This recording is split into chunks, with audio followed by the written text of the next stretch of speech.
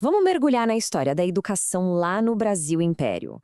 É uma época que começa com aquela promessa enorme, sabe? De formar uma nação, mas que na prática acabou construindo um sistema de exclusão.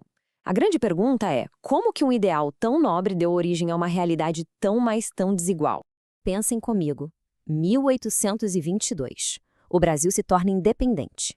Mas junto com a independência vem uma pergunta monumental. E agora? Como é que se constrói do zero a educação de um império gigantesco, recém-nascido, e que ainda por cima vivia com a ferida aberta da escravidão? Essa era, sem dúvida, a questão que ia definir o futuro do país. Então, vamos começar pelo começo, pela grande promessa. Para os líderes do novo império, a educação era muito mais do que só um ensinar a ler e a escrever. Ela era vista como a principal ferramenta para forjar uma identidade nacional, para transformar súditos em cidadãos brasileiros de fato. E aqui a gente tem uma mudança radical.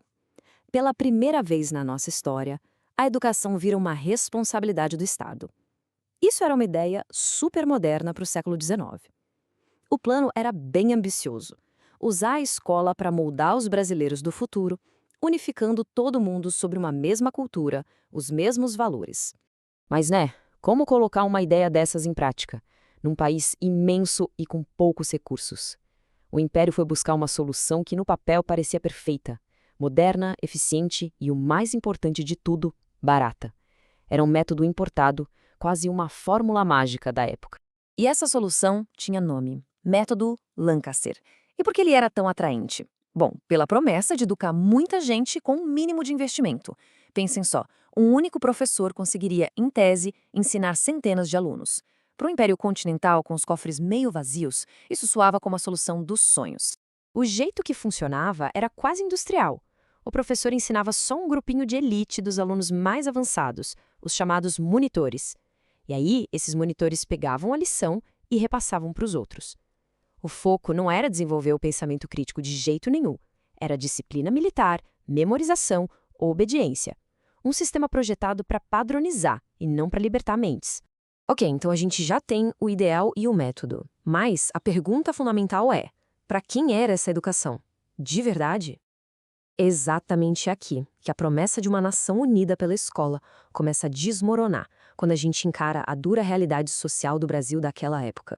Para a gente entender o tamanho da exclusão, é preciso olhar os números.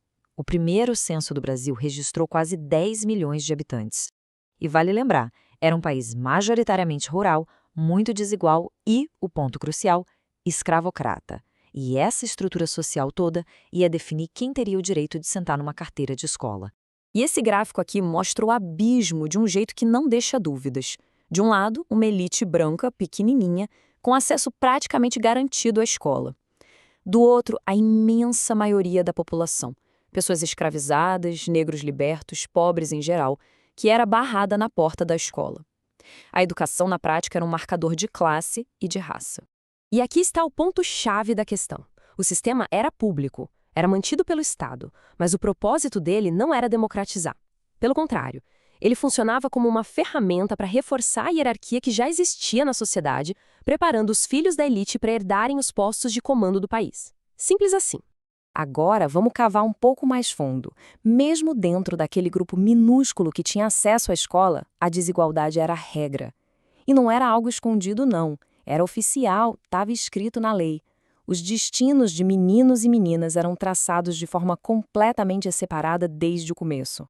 Vejam só, a primeira grande lei de educação do país, a de 1827, já estabelecia isso: currículos diferentes. Para os meninos, uma formação completa, com matemática avançada, para prepará-los para a universidade e para a vida pública. Já para elas, o ensino era limitado: as 4 operações básicas e prendas domésticas. A escola ensinava com todas as letras que o lugar da mulher era o lar. Essa citação do senador Visconde de Cairu, dita durante os debates da lei, é um retrato perfeito da mentalidade da época.